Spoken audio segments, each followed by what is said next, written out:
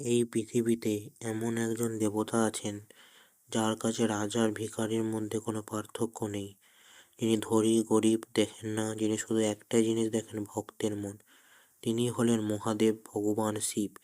শিব মানে কল্যাণ, শিব মানে শান্তি, শিব মানে ধ্বংস নয়, অশুভকে ধ্বংস করে শুভকে রক্ষা করা। যেখানে অন্য দেবতারা রাজপ্রাসাদে বিরাজ করেন, সেখানে শিব থাকেন শ্মশানে।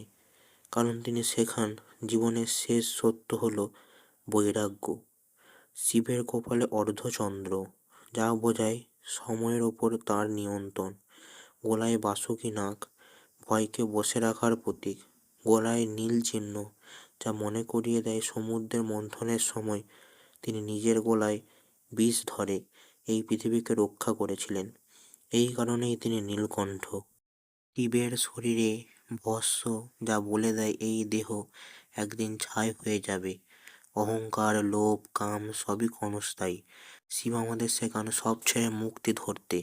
যখন কোনো ভক্ত কাঁদে, শিব তখন চুপ করে বসে থাকেন না। রাবণ হোক বা ভোলানাথের সাধারণ ভক্ত, শিব সবার ডাক শোনেন। কারণ শিব কোনো হিসাব করেন না, তিনি শুধু হৃদয়ের ভাষা বোঝেন। এক ফোঁটা জল, একটি বেলুন পাতা আর একটুখানি ভক্তি, এটুকুই শিবের জন্য যথেষ্ট। হে মহাদেব, আমরা ধন চাই না, খ্যাতি চাই না, আমাদের শুধু এই শক্তিটুকু দাও, যেন দুঃখেও মাথা নত না করি আর সুখে অহংকারে না ভাসি। হে ভোলানাথ, আমাদের ভুলগুলো ক্ষমা করে সঠিক পথে চলার শক্তি দাও। ওম নমঃ শিবায়। হর হর মহাদেব। যখন মানুষ সব হারিয়ে ফেলে, যখন চোখের জলে একমাত্র সঙ্গী হয়ে দাঁড়ায়, যখন নিজের কাজেই নিজেকে প্রশ্ন করে, আমি কি আর পারবো, ঠিক তখনই নিঃশব্দে পাশে এসে দাঁড়ান একজন।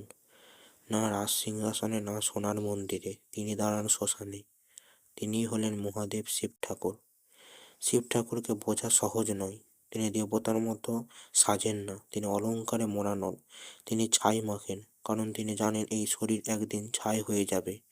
তিনি আমাদের যা যাবে তাকে আঁকড়ে ধরো না, যা সত্য তাকেই গ্রহণ করো।